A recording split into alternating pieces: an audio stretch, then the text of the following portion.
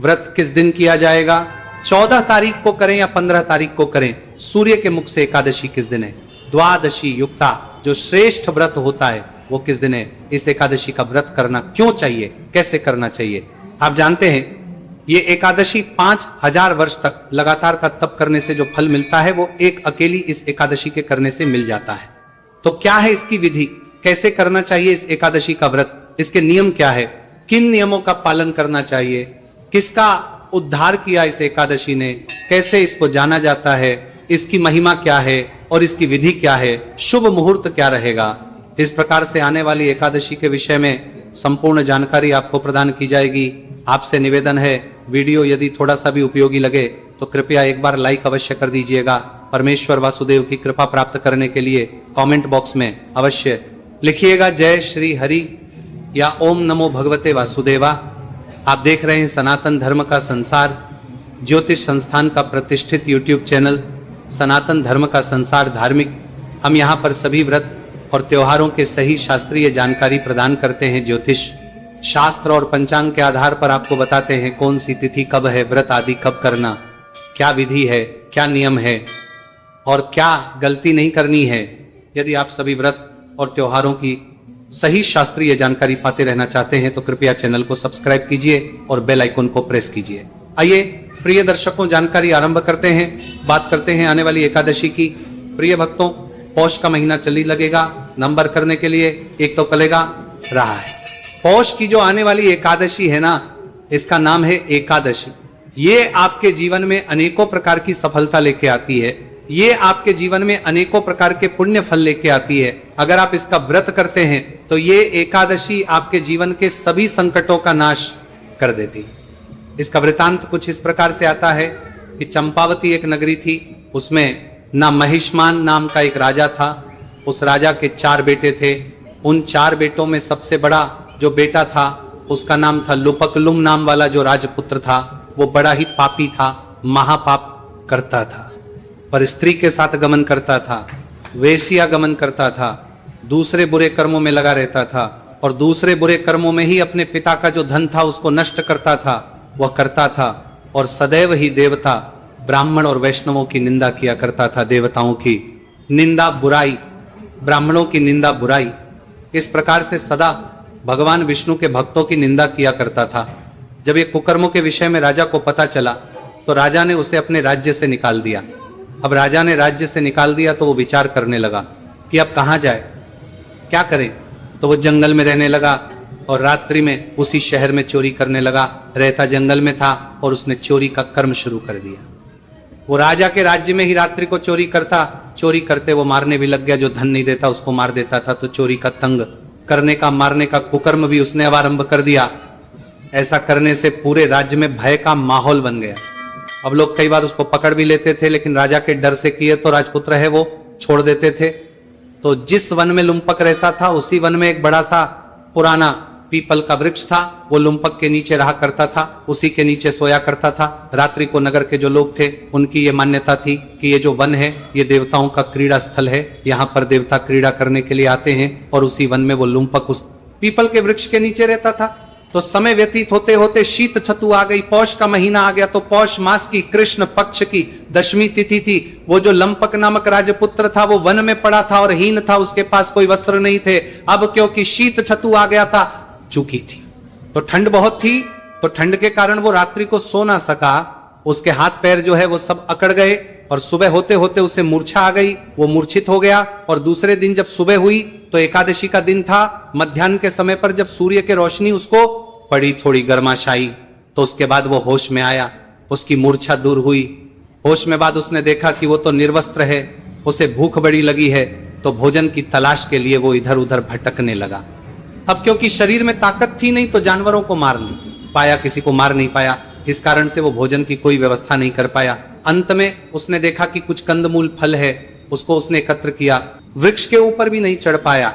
जो वृक्ष के फल नीचे पड़े थे उन्हीं को बिना बीन के इकट्ठा करके और उसी वृक्ष के नीचे आ गया जहां वो रहा करता था। अब शाम हो चुकी थी। उसने भगवान से कहा कि भगवान, ये कंदमूल फल तेरे हैं और तुझे ही अर्पण है। मुझे तो आज भोजन तक नहीं दिया तूने, इनसे आप ही तृप्त हुई है महाराज। इस प्रकार से वो बोलने लगा। हालांकि वो सब क्रोध में बोल रहा था।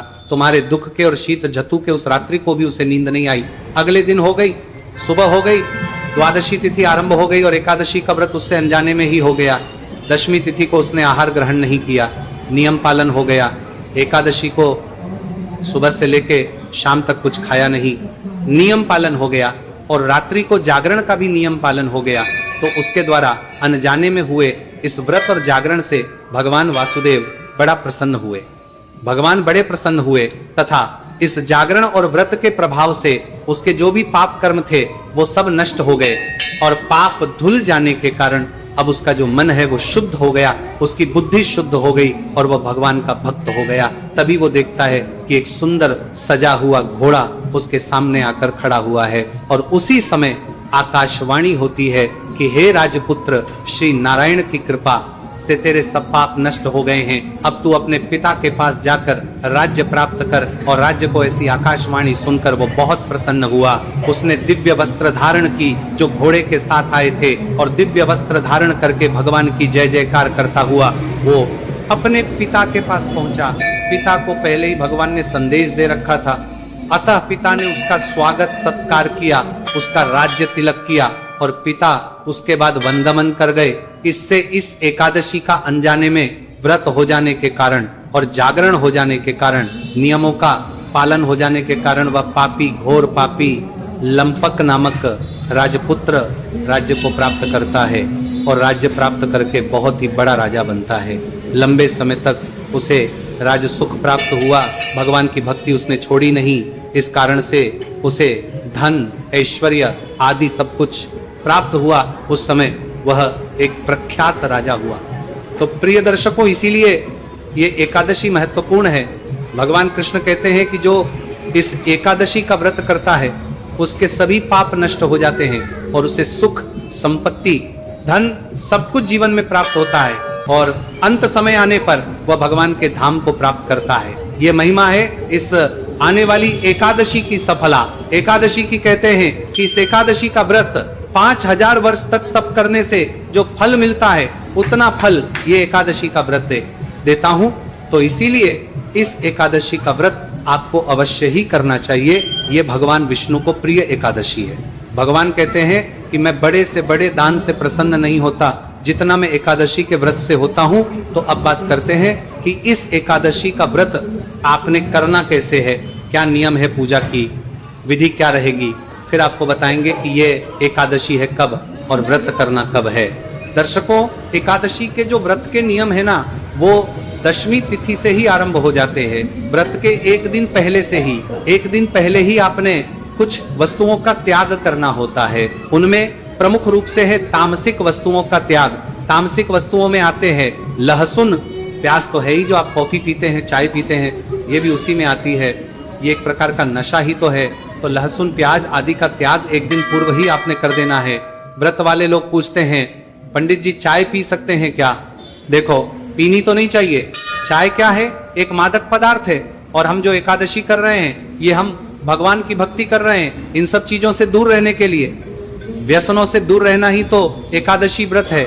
व्यसनों से दूर रहना ही तो व्रत कहलाता है। और जब हम व्यसन में ही पड़ गए तो फिर काहे का व्रत जी? तो एक दिन पूर्व ही लहसुन, प्याज आदि का त्याग है। कुछ लोग जो मांस मदिरा का सेवन करते हैं लेकिन वो एकादशी का व्रत भी करते हैं, तो वो लोग भी एक दिन पहले ही इसको छोड़ देंगे। ऐसा नहीं कि आज खाए पिए और कल कर लें। एक दिन पूर्व ही दशमी तिथि से ही कांसे के पात्र का प्रयोग नहीं करना। कांसे की जो थाली आती है, लोटा आता है, जो भगवान की पूजा में भी कई बार प्रयोग करते हैं, भोग के लिए भी प्रयोग करते हैं, तो कांसे की वस्तु का प्रयोग नहीं होगा। इन 3 दिनों में दशमी, एकादशी, द्वादशी, शहद का प्रयोग भी वर्जित कहा गया है। एकादशी के अनुष्ठान में शहद प्रयोग नहीं होगा। दशमी, एकादशी और द्वादशी तीनों दिन हरी पत्तेदार सब्जियों में चने के साग की मनाही है, बैंगन और मूली की मनाही। इनका सेवन आपको दशमी तिथि को ही बंद कर देना है। मसूर की दाल भी आपको दशमी तिथि को नहीं खानी है, छोड़ देनी है। इस प्रकार से इन वस्तुओं का त्याग, दशमी तिथि को एक वक्त का भोजन दशमी तिथि को करने को कहा गया है। शास्त्रों में अगर आप इस नियम का पालन कर पाते हैं तो अवश्य कीजिए। और जो इस नियम का पालन नहीं कर पा रहे हैं, वो रात्रि को भी अगर खा रहे हैं तो ध्यान दीजिएगा कि तामसिक पदार्थों का सेवन बिल्कुल ना करें। रात को सोने से पहले दंत धावन अच्छे से करके सोएं, अच्छे से कुल्ला आदि करके सोएं, जिससे कि मुंह में अन्न का कोई दाना आदि ना रहे। पर एकादशी वाले दिन सूर्योदय से पहले उठ जाए, उठने के बाद स्नान आदि करके स्वच्छ वस्त्र धारण करके और पूजन रहे। एक बड़ी जानकारी दे दूं कि खरमास तो 16 से आरंभ होगा, 16 की सुबह से, परंतु जो मांगलिक कार्य है ना वो 13 से ही बंद हो जाएंगे, क्योंकि 13 की रात्रि को ही शुक्र अस्त हो जाएगा।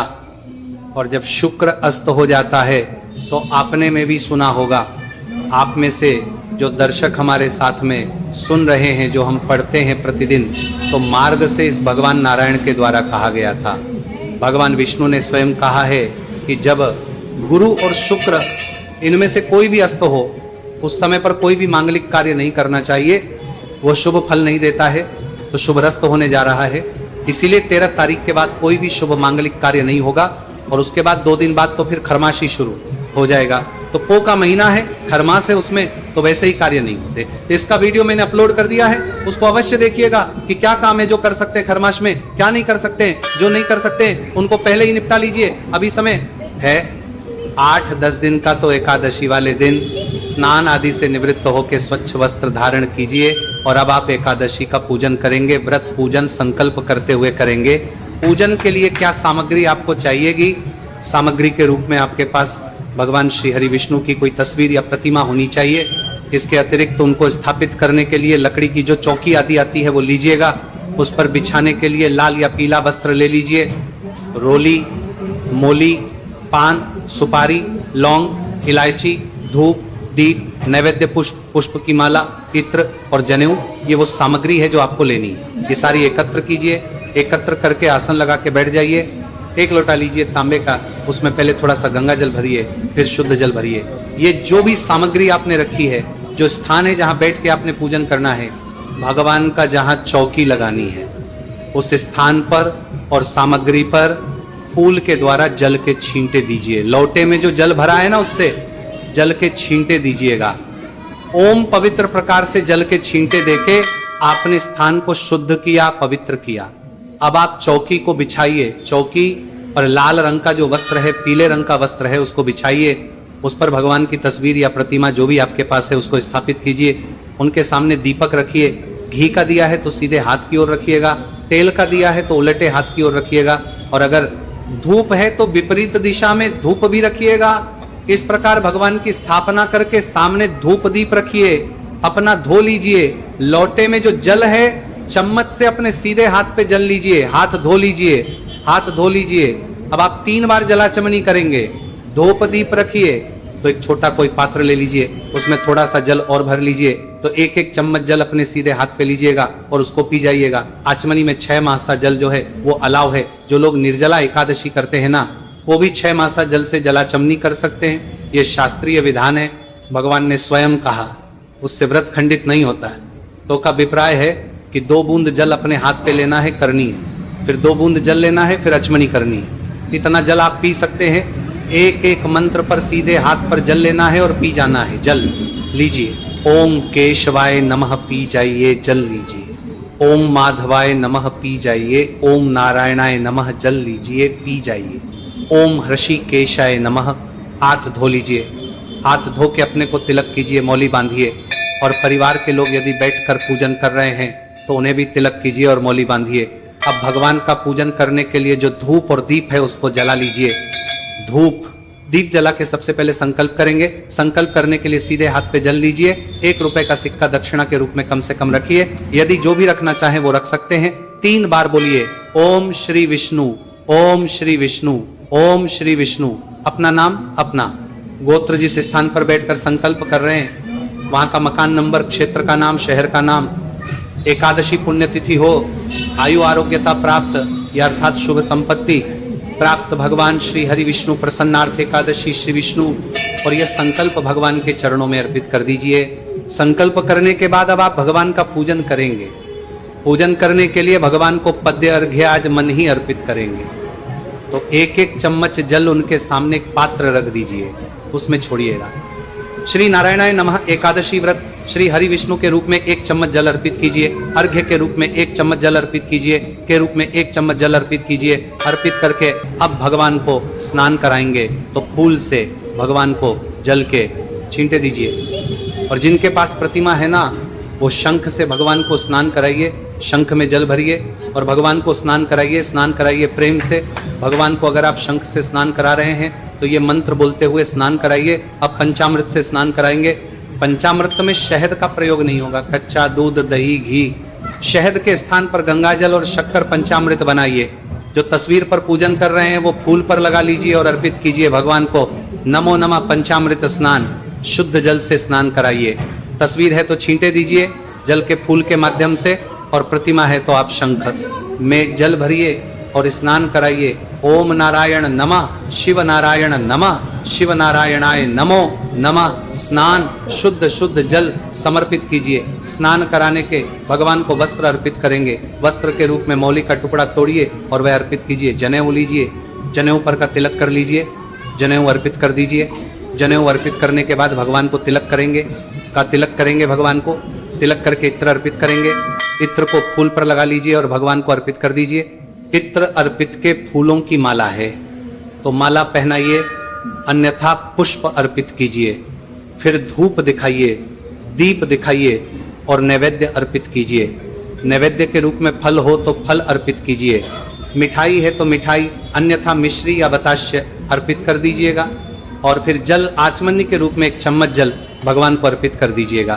तांबुलम पुंगी पलम, अब तांबुल अर्पित करेंगे।